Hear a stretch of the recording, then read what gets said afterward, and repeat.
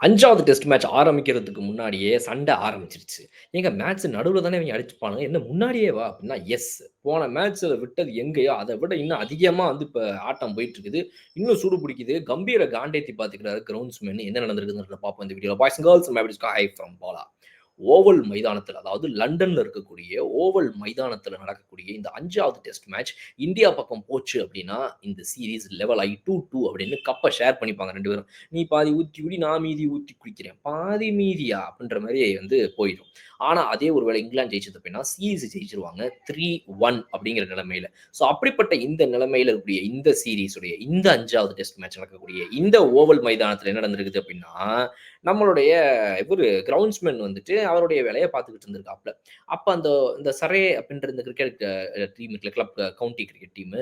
அந்த Surrey கிளப்போட டீமுடைய home ground தான் இந்த ஓவல் மைதானம். ஸோ, இப்ப அங்க இருக்கக்கூடிய அந்த கிரவுண்ட்ஸ்மேன் என்ன பண்றாரு அப்படின்னா, நம்ம கம்பீர் கிட்டயும், கம்பீருடைய டீம் மென் கிட்டயும் நம்முடைய சப்போர்ட் ஸ்டாஃப்லாம் இருப்பாங்க இல்லையா? அசிஸ்டன்ட் கோச், கொட்டாக், இந்த ஃபீல்டிங் கோச் இவங்க எல்லாருமே இருப்பாங்க இல்லையா? இவங்க கிட்ட என்ன சொல்றாரு அப்படின்னா, "ஐயா கொஞ்சம் ஓரமா போய் விளையாடுங்க.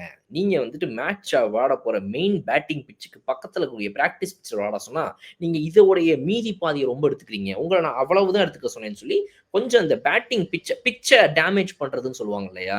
ஸோ அந்த மாரி நடக்குது. நீங்க கொஞ்சம் பார்த்து இருந்துக்கங்க. உங்க பிராக்டிஸ கொஞ்சம் ஓரமா வச்சுக்கங்க. இதுக்கு மேல உள்ள வராதீங்க ப்ளீஸ். அப்படின்னு சொல்லி கேட்டுருக்காரு. இதுக்கான காரணம் என்ன அப்படின்னா, அடுத்த செப்டம்பர் மாதம் வரைக்கும் இந்த கிரவுண்டுல நெறைய மேட்சஸ் அடுத்தடுத்து நடக்க போகுதுங்கிறனால, இது வந்து சீசன் டைம். ஸோ இந்த நேரத்துல வந்து ஒரு ஒரு பிட்ச வந்து அழகா பார்த்துக்க வேண்டியது என்னுடைய கடமை. நான் வந்து கிரவுண்ட் ஸ்டாஃப், கிரவுண்ட்ஸ்மேன். அப்ப நான் வந்து இந்த இடத்துல பார்த்துக்கணும். ஸோ நான் கொஞ்சம் சொன்னா கேளுங்க ப்ளீஸ் அப்படின்ற மாரி இவரு சொல்லியிருக்காரு போல இருக்கு. ஆனா இவர் சொன்ன விதம் வந்து இப்ப நான் சொன்ன மாரி இல்ல போல இருக்கு. "ஹலோ ஏங்க நவுருங்க அங்க, ஏங்க" அப்படின்னு சொன்னாரா? என்ன சொன்னாருன்றது தெரியல. ஸோ இவர் சொன்ன விதம் வந்து செட் ஆகலன்னு சொல்லி நம்முடைய இந்தியன் டீம் சைடுன்னு சொல்லப்படுது. கம்பீர் காண்டாயி, "நீ எனக்கு சொல்லாத, நீ எனக்கு சொல்லாத. நீ ஒரு கிரவுண்ட்ஸ்மேன். நீ எனக்கோ, என் டீம் ஆளுங்களுக்கோ நாங்க என்ன பண்ணணுங்கிறத சொல்லாத" அப்படின்னு சொல்லி திருமலை விஜய் கணக்குல வந்து கோவப்பட்டுக்கிறாப்ல. ஸோ இப்ப இதுல என்ன மேட்டர் அப்படின்னா, கம்பீர் அவர்கள் வந்து உள்ள வர்றதுக்கு முன்னாடி இந்த இவரு கொட்டாக் இருந்தார் பார்த்தீங்களா? கொட்டாக் மகேந்திரா, சித்தான்ஷு கொட்டாக். அவரு தான் வந்து இந்த ஃபோர்டிஸ் அப்படின்னு சொல்லக்கூடிய மலர் ஃபோர்டிஸ் ஹாஸ்பிட்டல் சென்னையில இருக்குது. அது கிடையாது. இந்த ஃபோர்டிஸ் என அன்பு அழைக்கப்படும் 40 எனும் ஃபோர்டிஸ் கிரவுண்ட் ஸ்டாஃப் அவர்ட்ட பேசிக்கிட்டு இருக்காரு. அப்பதான் நம்ம கம்பீர் உள்ள வராரு. கம்பீர் உள்ள வந்துட்டு என்ன கேட்கிறாப்ல அப்படின்னா, கொஞ்சம் கோவமா நான் சொன்ன மாரி கேட்கிறாரு. அப்ப இவரு என்ன சொல்றாரு, இந்த வார்த்தைகள் என்ன பாருங்க, "யூ ஸ்டாப் இட். நீ நிறுத்து. You don't tell us what we need to do. You don't tell us what we need to do. You don't tell us what we need to do." அவர் பேச பேச இவர் இதையே சொல்லிட்டு இருக்காரு. "நீ நாங்க என்ன பண்ணணுங்கிறத எங்களுக்கு சொல்லாத, சொல்லாத, சொல்லாதன்னு" இதே திரும்பவும் சொல்லிட்டு இருந்திருக்காரு. அப்புறம் என்ன சொல்றாருன்னா, "you don't tell any of my squad what we need to do." என் ஸ்குவாட் கிட்ட நாங்க என்ன பண்ணணுங்கிறது நீ சொல்லாத. உனக்கு அந்த ரைட்டே கிடையாது. You don't have any right to tell us. You are just a groundsman. நீ ஒரு சாதாரண கிரவுண்ட்ஸ்மேன். உன்னோட கெப்பாசிட்டில நீ இருந்துக்கோ.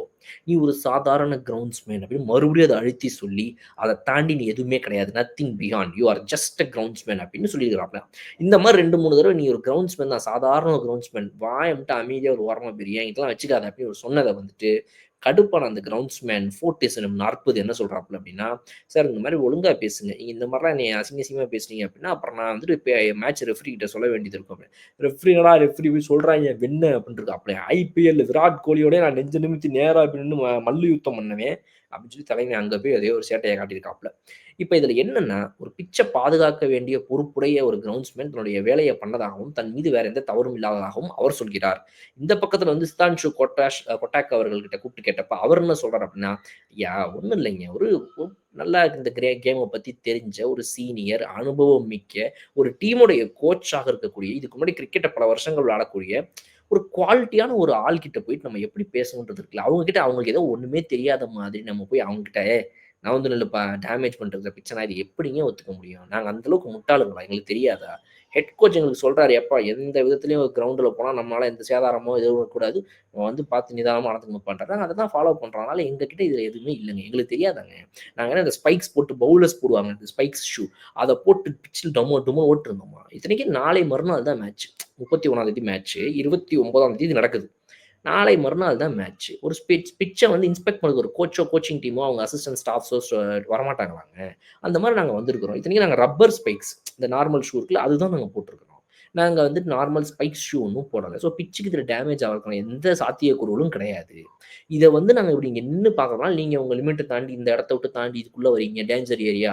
இப்படிலாம் நீங்க வரக்கூடாது. இதெல்லாம் வந்து நிறுத்திக்கங்கன்னு எங்களுக்கு இவங்க அறிவுரை சொன்னா, அப்ப கோவம் வருமா வராதா எங்க கோச்சுக்கு. அதான் எங்க கோச் ரொம்ப கோச்சுக்கிட்டாரு அப்படின்னு சொல்லி சித்தான்ஷு கொட்டாக் அவர்கள் வந்துட்டு இதுக்கு ஒரு விளக்கம் சொல்றாரு. ஸோ இப்ப இதுல என்ன நடக்குது அப்படிங்கிறதெல்லாம் வந்து மெம்பர் ஆஃப் த சாங் அவர் என்ன சொல்றாருன்னா, இந்த கிரவுண்ட்ஸ்மேன் வந்து ஒரு 2 1/2 மீட்டராவது நீங்க வந்து பிட்ச விட்டு தள்ளி இருக்கணும் அப்படின்னு சொல்லி, அத வந்து கொட்டாக் என்ன சொல்றாருன்னா, எனக்கு புதுசா இருக்குங்க இந்த ரூல்லாம். எனக்கு புதுசா இருக்குது. இது எவ்வளவோ இடத்துல நாங்களும் போயிட்டு இந்த மாரி ஒரு கோச்சா இருந்து என்னமோ பண்ணியிருக்கோம். அது கூட எனக்கு தெரியாது. 2 1/2 மீட்டர் தள்ளி விடுமா பிட்ச்லருந்து. அப்ப நான் என்ன பிட்ச வந்து பைனாகுலர்ல வச்சு இப்படி பார்க்கிறதா? இல்ல வந்து பூத கண்ணாடியில பார்க்கிறதா? இல்ல கேமரால ஃபோக்கஸ் பண்ணி பார்க்கிறதா? நான் என் நேர்ல போய் பார்க்கணும். பிட்ச தொட்டு பார்க்கணும் சார். நான் டேமேஜ் தான் பண்ணக்கூடாது. ரூல்ஸ் தெரியாம நாங்க ஒண்ணும் பேசல அப்படின்னு இவர் சொல்றாரு. இதுதான் வந்து நடந்திருக்கிற சம்பவம்.